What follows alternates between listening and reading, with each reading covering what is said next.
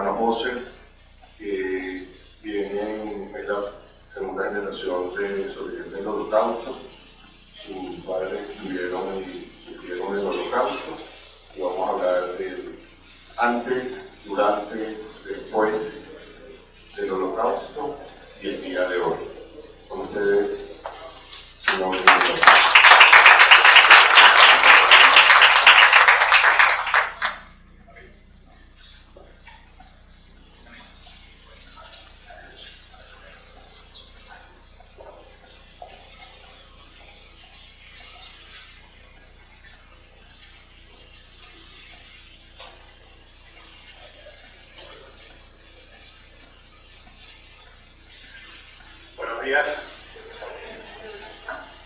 Bueno, en la primera conferencia se hablaron sobre 5.700 años. Yo voy a tener que correr más todavía para hablar solamente de 92. El tema es el Holocausto. El Holocausto fue la persecución y el asesinato sistemático y burocráticamente organizado y auspiciado por el Estado de aproximadamente 6 millones de judíos por parte del régimen nazi y sus colaboradores. Muchos estudiosos plantean cuánto es que corresponde, cuál es el periodo que corresponde al Holocausto, hablando desde puntos de inflexión como la Noche de los Titanes Rotos o el inicio de la Segunda Guerra Mundial, y el número realmente de consenso que corresponde al inicio del Holocausto es el año 1933 con el ascenso de Hitler al poder. Como resultado del Holocausto surgió un término que es el de genocidio. Y el genocidio constituye en la eliminación intencional de un cierto sector de una población, puede ser de un país, puede ser de una sociedad, y se presentan o se identifica básicamente por estos elementos que son matar a miembros del grupo seleccionado, causar un daño físico o mental grave a los miembros del grupo, infligir deliberadamente en el grupo condiciones de vida que lleven a la eliminación física total o parcial de ese grupo, la imposición de medidas destinadas a prevenir nacimientos dentro de este grupo y transferir por la fuerza a los niños del grupo a otros grupos. Basta con que encontremos cualquiera de estas situaciones para que podamos estar hablando de un posible genocidio. ¿Qué es lo que hace tan único, tan particular el Holocausto?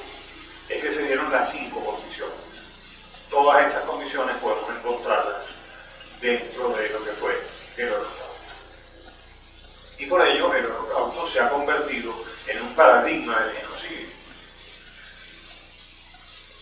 Él se llevó a cabo mediante una planificación burocrática por parte del Estado, donde se nota la intencionalidad de eliminar físicamente a un sector de la población, no solo de Alemania, sino de todo el continente. Se desarrolló y utilizó tecnología y logística específica para llevar a cabo el genocidio.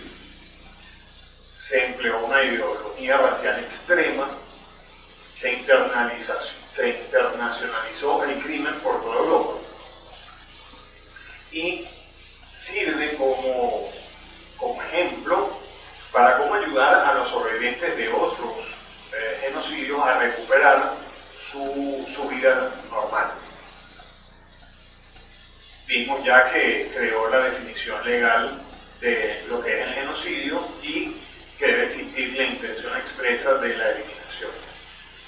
Su comparación con otras situaciones en el mundo permite evaluar y analizar los otros genocidios que han ocurrido a lo largo de la historia.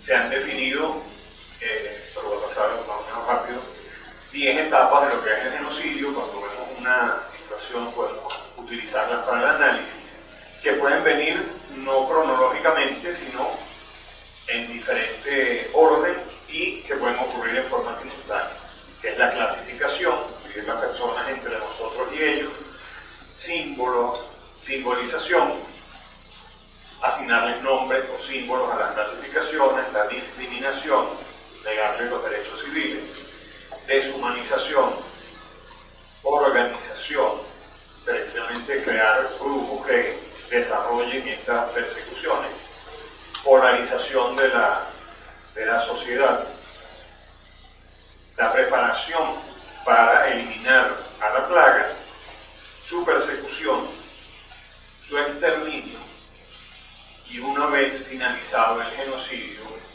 la negación de que ocurrió. Entonces estas son las etapas de cualquier genocidio. Hitler no inventó el antisemitismo. El antisemitismo viene históricamente, ha venido desarrollándose a través de los diferentes niveles en la historia, y por eso los nazis no lo crearon, sino que lo usaron y lo intensificaron.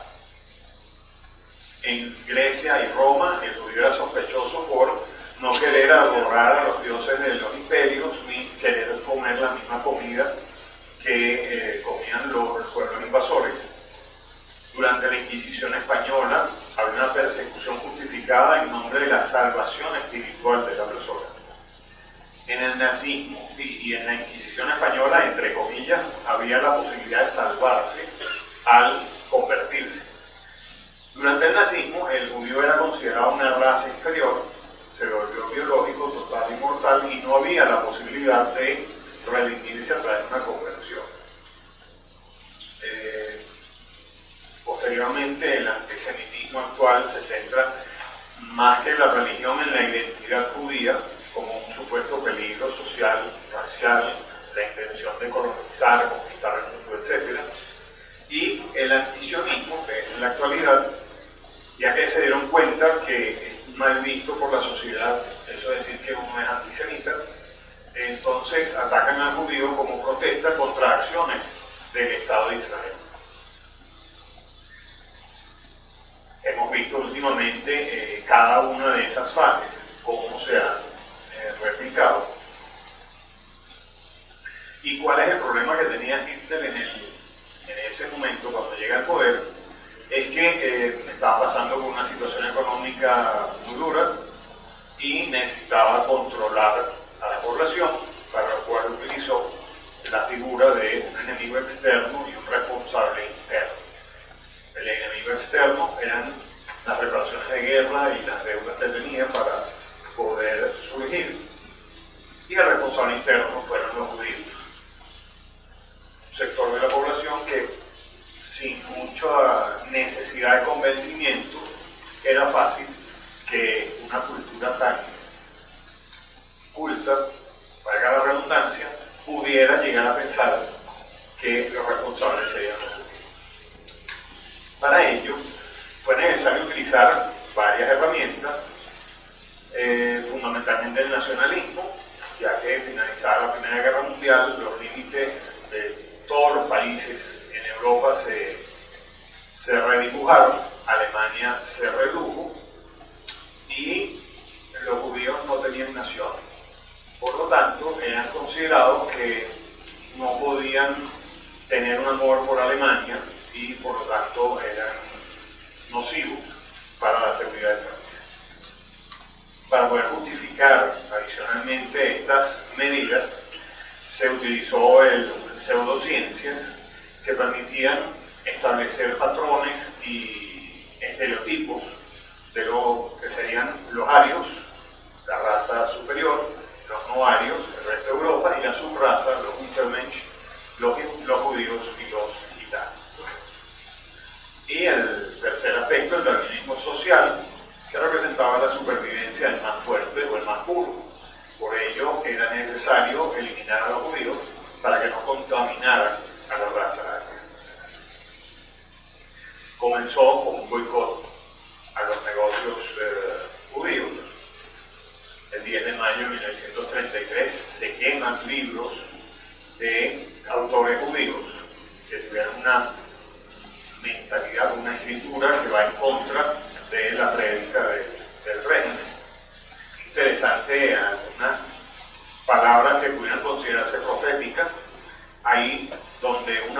queman libros, algún día se quemarán personas. Henry Heine, en 1821. ¿Cómo hacer para quitarle los derechos ciudadanos a un ciudadano de forma legal? Lo más fácil es decir que no son ciudadanos. Entonces se estableció el 14 de julio de 1933 la ley de desnacionalización, en la cual se elimina la nacionalidad a los judíos.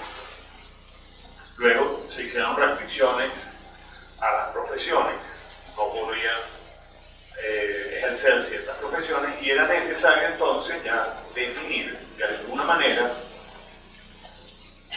no podemos, los judíos no son ciudadanos, no podemos contratarlos. ¿Cómo hacemos para saber quiénes son? Entonces se establece en 1935 las leyes de Nuremberg.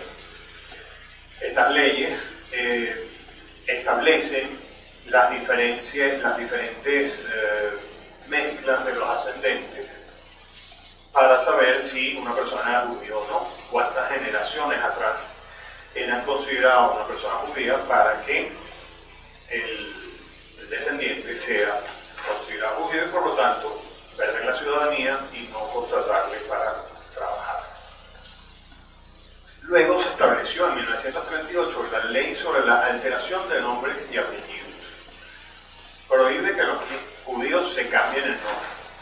¿Por qué? Bueno, para que no los identifiquen, uno trataba de cambiarse el nombre. Pero en ese mismo año se exige que los judíos adopten un nombre adicional: Sara para las mujeres e Israel para los hombres. Entonces, ya el régimen podía saber a quién le quitó la nacionalidad, la ciudadanía, a los judíos. Ya sé cómo son los judíos, tantos padres, tantos abuelos, tantas generaciones, ya sé quién es judío. Pero ¿cómo hago en el día a día, si estamos aquí reunidos, saber si una persona es judía o no? ¿Cómo te llamas tú? Miguel Israel. Ah, tú eres judío. Entonces, todos esos fueron pasos metodológicamente establecidos para llevar a cabo lo que finalmente sería la eliminación de los judíos. Aquí podemos ver algunos ejemplos. Aquí se ve Steiner Vela Israel, Alexander Israel, Zdenka Sara, Adel Sara. Es fácil reconocer quiénes son judíos. En los pasaportes se ordenó la colocación de una J para que rápidamente se pudiera saber si la persona es judía o no. En marzo del 38 se anexa Austria, que da una legitimación a Hitler, que era presidente de Alemania, pero no era alemán. Se expande territorialmente el área libre de judíos de Alemania. Se empieza a aplicar adicionalmente las leyes antisemitas y se exacerba toda la persecución contra los judíos. Preocupados por la situación que se está presentando, se organiza lo que se llama la Conferencia de Evian, en la cual los países asistentes querían determinar cómo frenar a Alemania con lo que estaba haciendo con los judíos, con esa imposición de leyes, y resulta que todos estos países hablaron muy bonito, establecieron las necesidades de otorgar visas, pero realmente no aceptaron gran cantidad de migraciones. Más bien, los nazis quedaron como que con la vía libre a seguir haciendo lo que estaban haciendo contra los judíos, ya que ninguno de los países que asistieron prestaron gran apoyo.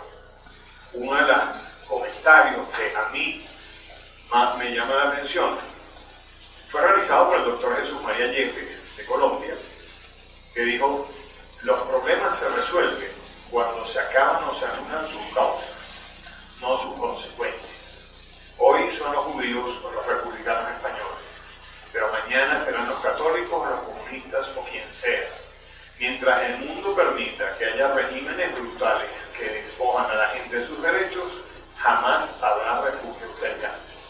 Las palabras pronunciadas en 1938 siguen siendo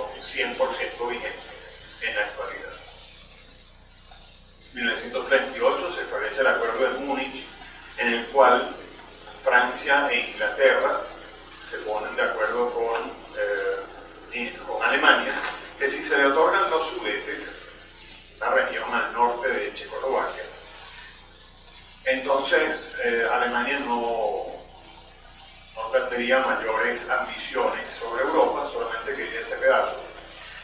Lo importante mencionar es que esa zona es una zona montañosa. Entonces, si Alemania quisiera invadir hacia el este, tendría que conquistar las montañas y después seguir adelante. El acuerdo de Múnich le dio, por un lado, esa ventaja de ataque y por otro, le dio un año para armarse y prepararse para la guerra mientras Francia e Inglaterra se preparaban para lo que creían que era la paz. Tan así que Winston Churchill dijo al respecto: a ustedes se les dio la oportunidad de escoger entre la deshonra y la guerra. Escogieron la deshonra, pero aún así tendrán la guerra. El 9 de noviembre de 1938, un grupo de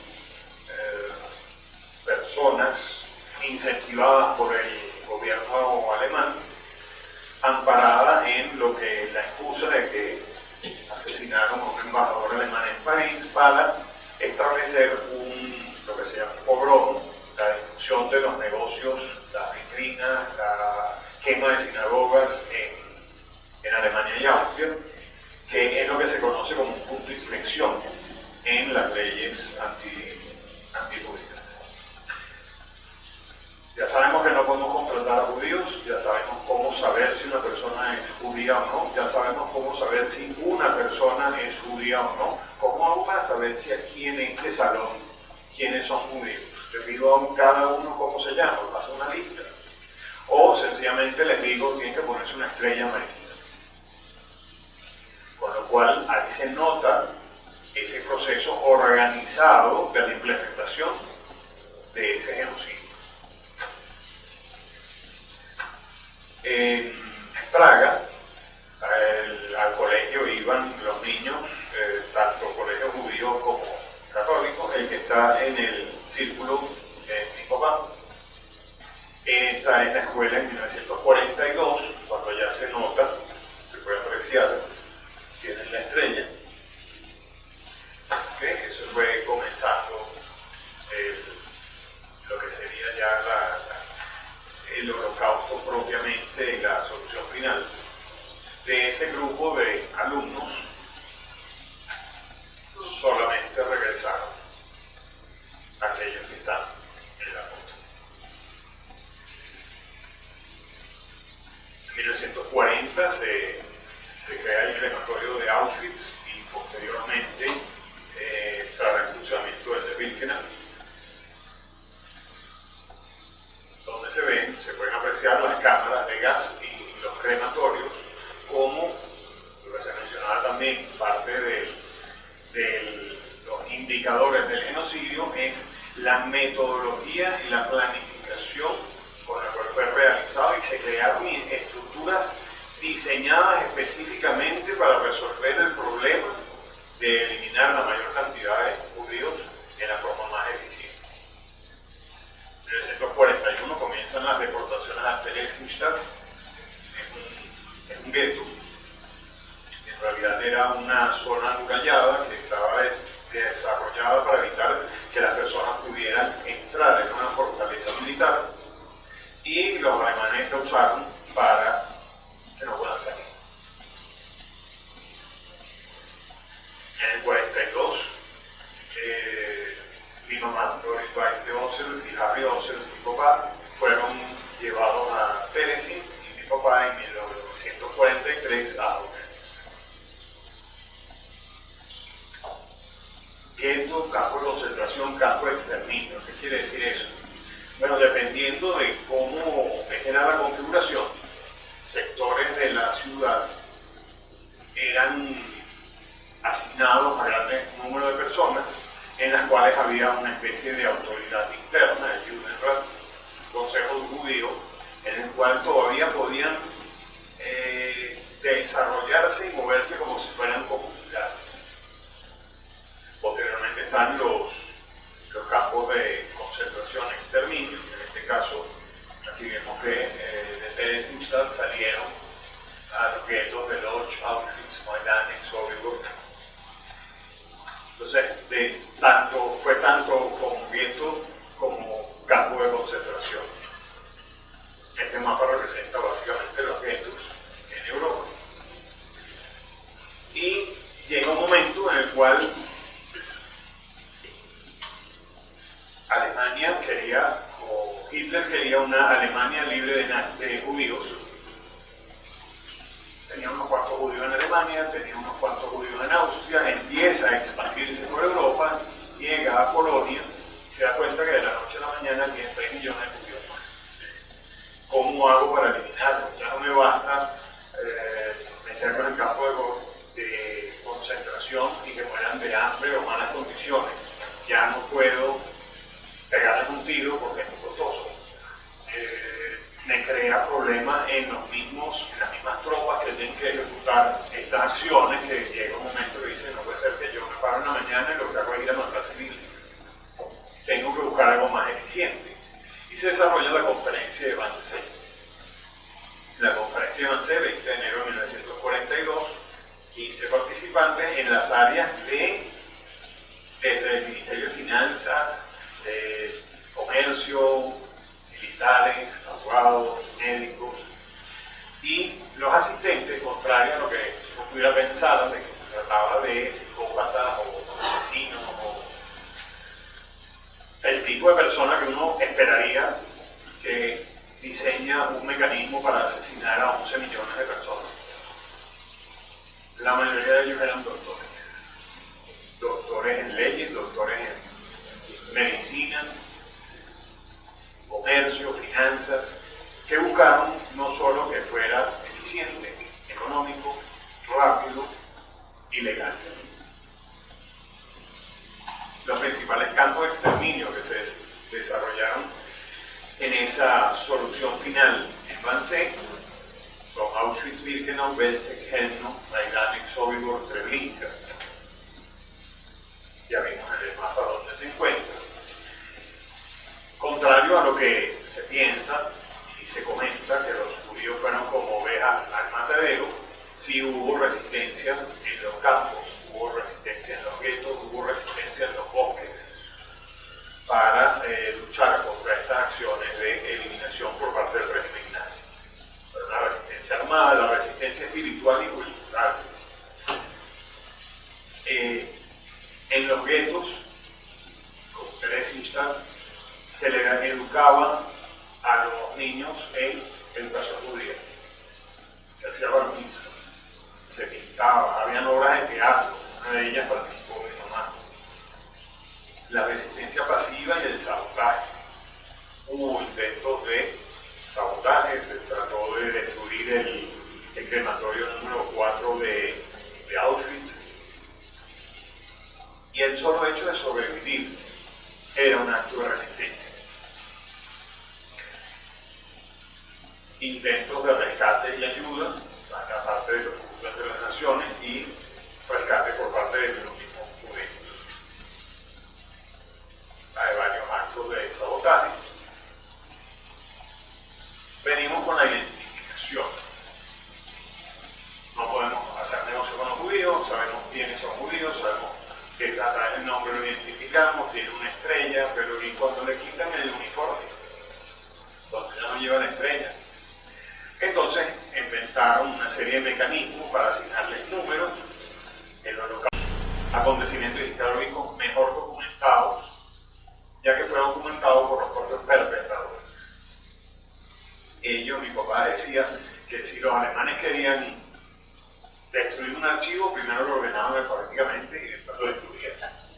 Entonces ellos necesitaban registrar todos los números, los movimientos, algunas veces en la ropa, a veces en una plaquita, pero lo fundamental es que con ello lograban un efecto de despersonalización. La gente dejó de ser personas y pasaron a ser cosas. Comenzaron las deportaciones, podemos ver los números, cómo se repiten en diferentes listas.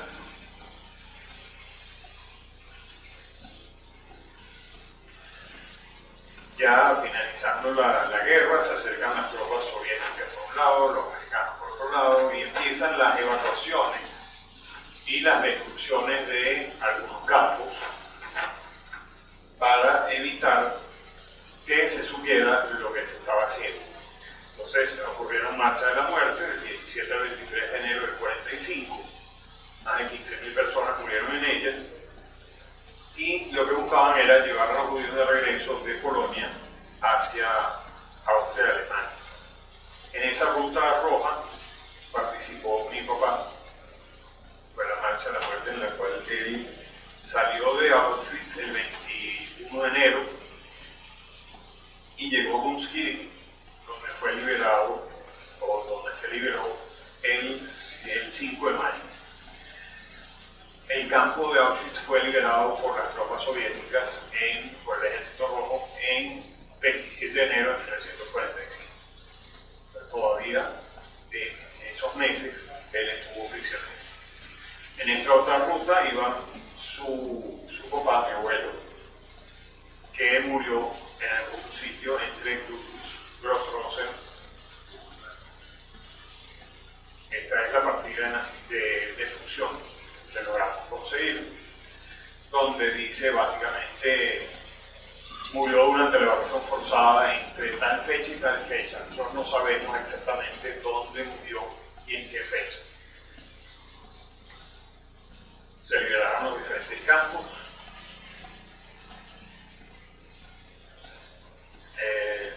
Eisenhower ordenó que todo quede registrado ahora. Consigan las películas, consigan los testigos, porque en algún momento de la historia algún bastardo se levantará y dirá que esto nunca sucedió. Otra profecía. Estos son algunos de los campos de concentración en la Alemania ocupada. Finaliza la guerra, se liberan los campos de concentración, se descubre a nivel mundial lo que realmente estuvo ocurriendo durante el Holocausto, la escala de la masacre y el destino de los sobrevivientes. Se establecen los juicios de Nuremberg, donde se introducen crímenes que hasta ese momento no existían, crímenes contra la paz, contra la humanidad, crímenes de guerra, haber planeado y conspirado para cometer actos criminales. ¿Por qué se pudo llevar a cabo esto? Silencio de las naciones. Sabían lo que estaba ocurriendo, veían lo que estaba ocurriendo, pero no decidieron participar en lo que planteaba Yepes, eliminar los motivos de que la gente quiera salir de esas naciones. Castigo para los que ayudaban a esconderse a los judíos, incredulidad, la gente no podía creer lo que escuchaban de las pocas personas que escapaban de un campo de concentración o de Auschwitz. No había mecanismos de comunicación como hoy en día, no existía WhatsApp, Internet, nada de eso. Y la excelente propaganda nazi. El 23 de junio de 1944, una visita de la Cruz Roja a Pérez, en la cual todo el campo se preparó y se acondicionó para que parezca que viven en una forma ideal, las personas trabajan. Inclusive se llegó a crear una moneda del campo de Pérez, para que cuando viniera la Cruz Roja le dijeran a cualquier persona: mira, saca la cartera ahí, muestra lo que tiene, y él podía mostrar que a él le pagaban por su trabajo forzado. Luego que se fue la Cruz Roja, tumbaron todo el acondicionamiento, quitaron la diversión para los niños y volvieron con la misma rutina diaria. Fue una ópera Bundivar en la cual participó mi mamá. Así se acondiciona, así era y a la izquierda tenemos cómo era la enfermería, a la derecha cómo se veía cuando vino la Cruz Roja. Y al finalizar la guerra, bueno, las personas sufrieron un trauma, se dieron cuenta de las pérdidas, porque algunos llegaban a un campo y la mitad de la familia la llevaron a otro, tenían que buscar y reubicar a su familia y se dieron cuenta que ninguno sobrevivió. Llegaron a hogares vacíos o hostiles. Una persona que vivía en Praga la sacaron de su vivienda, la llevaron al gueto, del gueto al campo de concentración, y cuando regresa resulta que hay una familia viviendo en su casa. ¿Cómo le dicen? Mira, salte de ahí porque esa casa es mía. ¿Cuál va a ser el resultado? Los judíos me sacaron de mi casa. Existieron campos de desplazados. Los judíos ya no estaban en los guetos, sino estaban en los mismos guetos, pero supervisados por las tropas aliadas.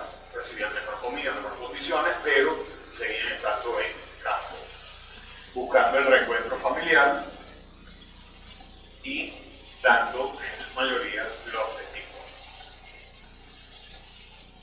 Esto fue una palabra que escribió mi mamá cuando se despedía de su prima al salir de Europa hacia Venezuela. Olvídate del ayer, sobrevive el día de hoy y no te preocupes por el mañana. En un barco como este llega en 1949 mi papá a Venezuela. Muchos sobrevivientes tienen sentimientos de culpa por haber sobrevivido. Unos cuestionaron la fe, otros más bien resultaron más religiosos. Algunos no querían hablar de su experiencia, otros más bien divulgaron toda su experiencia, y por eso que nosotros podemos dar estos testimonios. Se crea en 1953 Yad Vashem en Jerusalén para poder establecer un mecanismo en el cual organizar toda la información de las familias que por un lado fueron dispersadas en los campos de concentración y que cuando salieron emigraron a diferentes países. Y todavía hasta el día de hoy sucede que se encuentran un hermano y una hermana que desde la guerra no se habían visto. Muchas personas no judías ayudaron a escapar a los judíos, darles comida, cobijo, y cuando se demostró que salvaron a judíos sin un interés comercial oculto, sin esperar una recompensa, exponiendo su vida a ser capturados por los nazis, se les da el reconocimiento de justo entre las naciones. Actualmente hay más de 28.000 individuos de 36 naciones.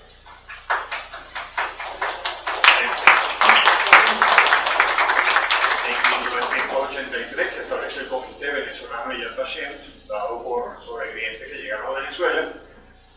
Lamentablemente por ley de vida ya ellos no nos acompañan y nos corresponde a nosotros como segunda generación continuar con su testimonio.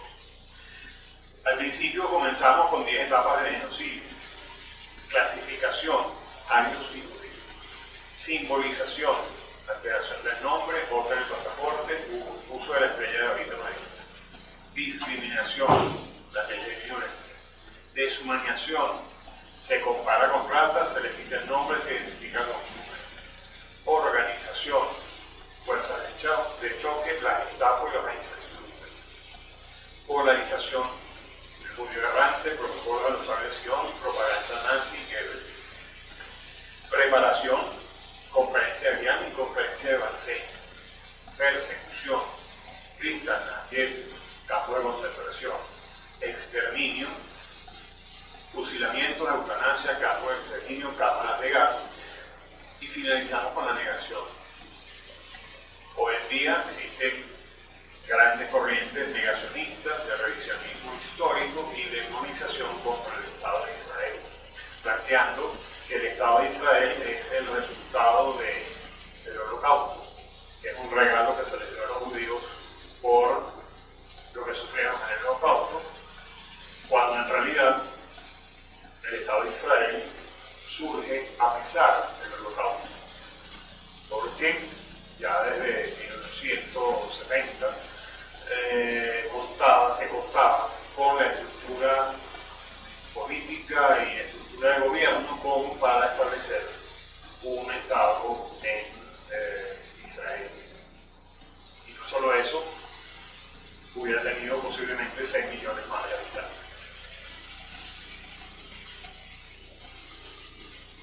Metas básicas del negacionismo: cuestionar la legitimidad del Estado de Israel, difamar las instituciones judías, rehabilitar la reputación del Tercer Reich, reforzar los estereotipos antisemitas, distorsionar la historia y polarización política hacia el Estado de Israel. La banalización o comparaciones inapropiadas entre lo sucedido en la actualidad por los nazis, por el Estado de Israel, trivializar el lenguaje sobre lo que fue el Holocausto, relativización. No fueron 6 millones, pero ¿cuántos fueron? 5, 4, 3. ¿Cuánto es un número que tiene sentido? Y el humor insensible.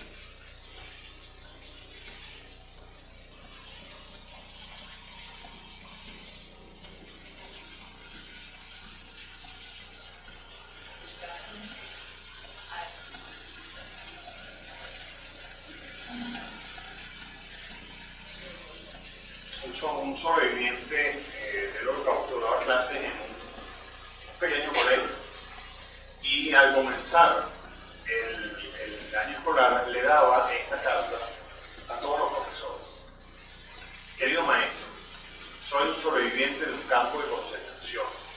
Mis ojos vieron lo que ningún hombre debería presenciar: cámaras de gas construidas por ingenieros eruditos, niños envenenados por médicos educados, bebés asesinados por enfermeras capacitadas, mujeres y bebés fusilados y quemados por graduados de secundaria y universitaria.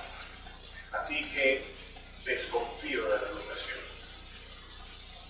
Mi petición es: ayuda a tus alumnos a ser humanos. Tus esfuerzos nunca deben producir monstruos doctos, psicópatas hábiles, Eichmanns educados. La lectura, la escritura y la aritmética son importantes solo si sirven para humanizar a nosotros.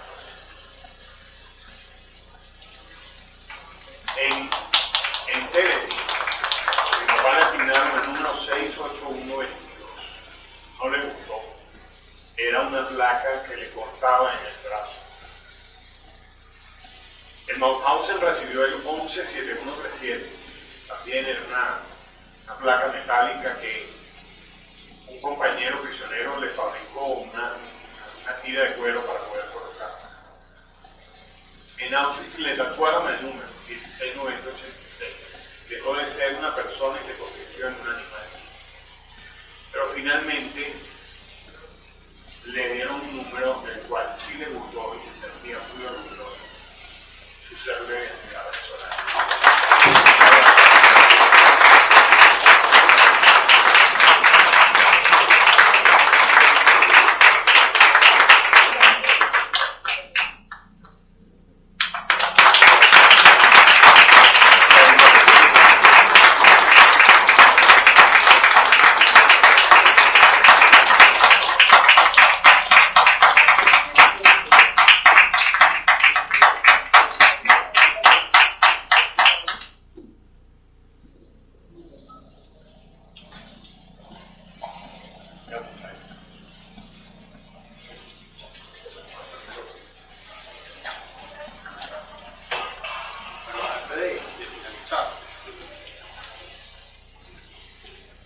Quería mostrarles algunos objetos que fueron traídos de Auschwitz, traídos por nuestra parte, quien estuvo y sobrevivió a Auschwitz.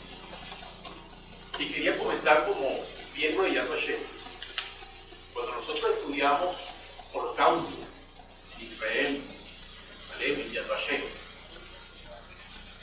en una de las tantas reuniones nos llamaron y nos dijeron que fuéramos a un salón. En ese salón nos dieron un elemento, que lo viéramos, que lo tomáramos en nuestras manos. Tomamos el elemento, lo abrimos, y que era un juego de ajedrez.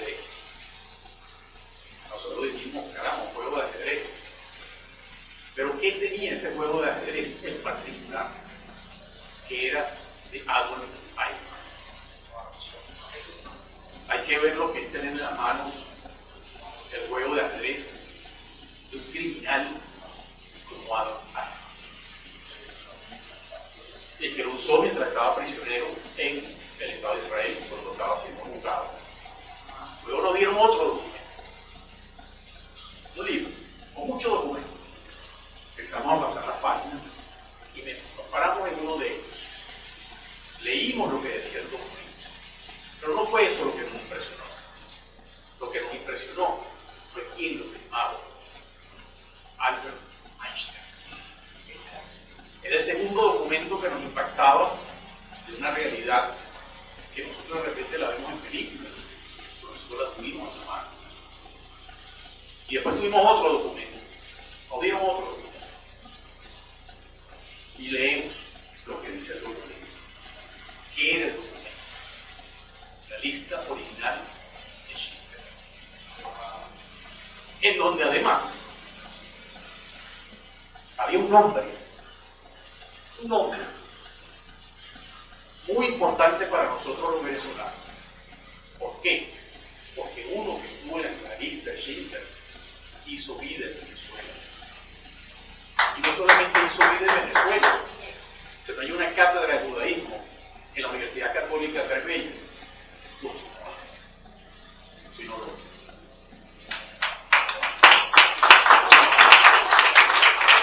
¿qué trajo nuestro padre de Auschwitz?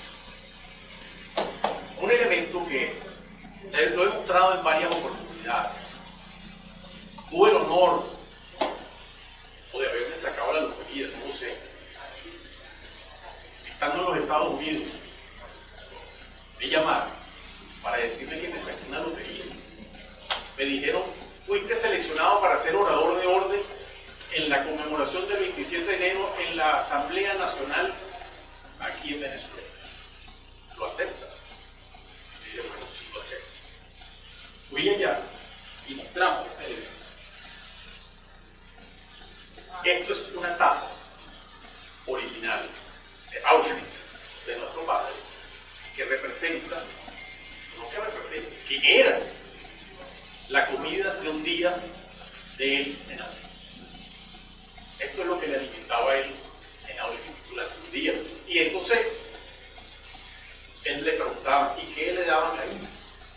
Y él decía, como decían muchos otros sobrevivientes: agua sucia. Porque el único que era agua, alguna que otra concha de papa. Esta misma taza tuve también nuevamente sacar otra lotería. Y me llamaron en Panamá para que fuera orador de orden en la Asamblea Nacional de Panamá, donde estaba por casualidad, pasando por Panamá porque venía de regreso a Venezuela, venía de Estados Unidos. Tenía la taza, la mostré en la Asamblea Nacional de Panamá. Y estando en la Asamblea Nacional de Panamá, luego salió un artículo en el periódico al día siguiente, que yo no lo recuerdo bien, pero tú sí lo recuerdas bien, tengo que decir. La taza de metal que hizo llorar a tu padre. Y esta taza también representa o forma parte de gran parte de nuestro trabajo de infancia. Porque cuando estábamos comiendo y había algo que no queríamos y decíamos: no, es que yo no tengo hambre. Y mi papá o mi mamá nos decían: tú no sabes lo que tiene el hambre. Y viendo la taza uno entiende qué es lo que quiere decir. Tú no sabes lo que es. En esa misma reunión allá en Panamá, recuerdo que finalizada mi intervención, se me acercó una persona que yo no sabía quién es, estoy en Panamá, no conozco a nadie en Panamá, y me dijo: el discurso que usted dio, usted me puede permitir una copia, porque el sitio donde yo trabajo debe permanecer una copia de su discurso. Yo estuve en la reunión de la asamblea y quiero tener una copia para dejarla donde yo trabajo. Yo le digo, bueno, sí, pero no, pública, ya es pública porque igual ya se dijo en la asamblea. Si me da una tarjeta, con mucho gusto, y su correo, yo le mando una copia en formato PDF. Me dio la tarjeta. ¿Y quién era esta persona? Embajador de la República de Alemania. Para mí fue. Muchas gracias.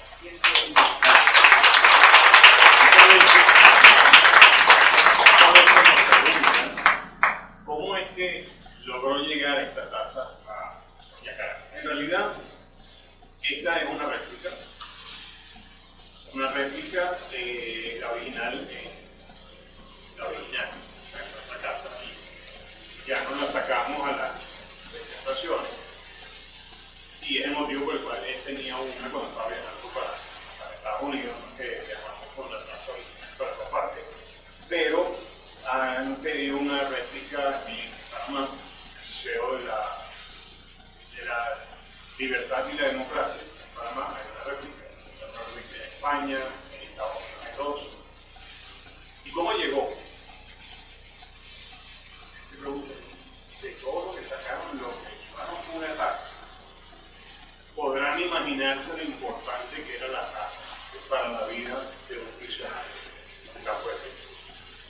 Él salió en la Marcha de la Muerte, recorrió, pues, alguien se lo preguntó una vez, mire, ¿cuántos kilómetros era la Marcha de la Muerte? Y él con su humor, no sé si alguno que haya estudiado por su libro lo haya conocido, su humor era, yo no sé, yo no me vi. Y al día siguiente, que fue a dar otra charla en el mismo auditorio, digo, ¿dónde está el que preguntó cuántos kilómetros? ¿Qué? 600 kilómetros. Porque fui a Google Earth y lo medí. Pero es que, número uno, el que perdía esta taza moría. Esta mató.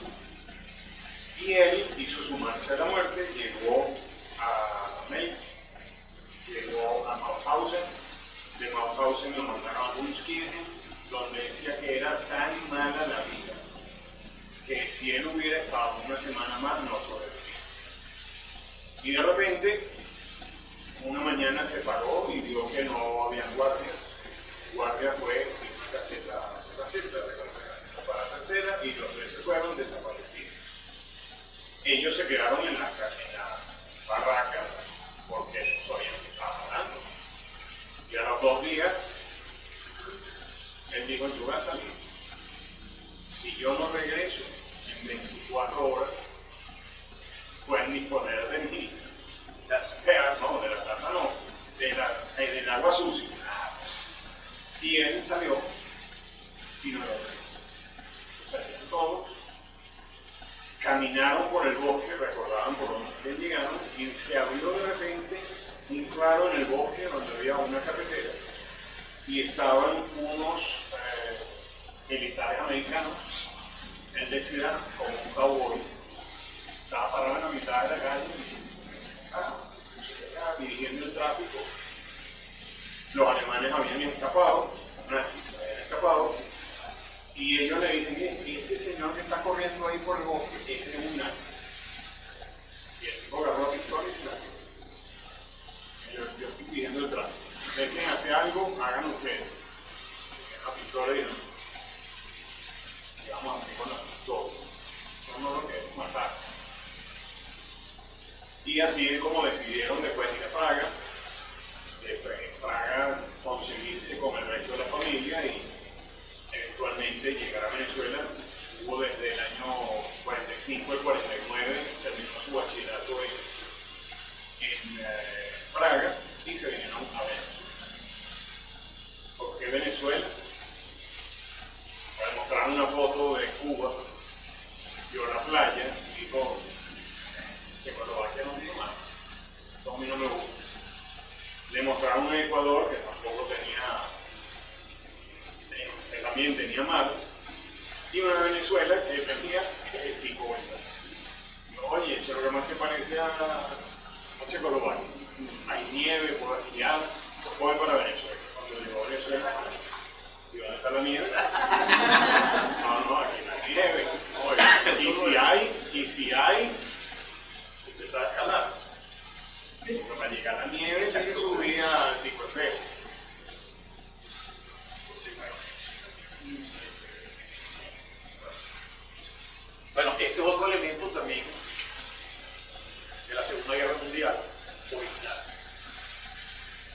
que es de los nazis.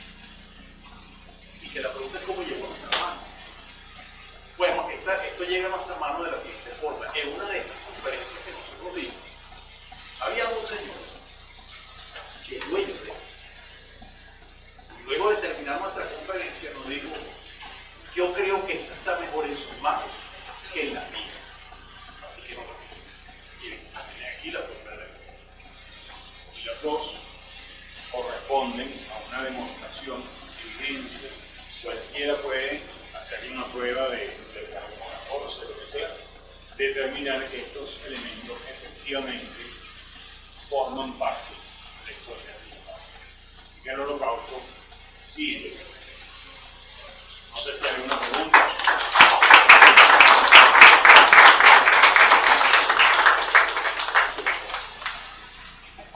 ¿Alguna pregunta?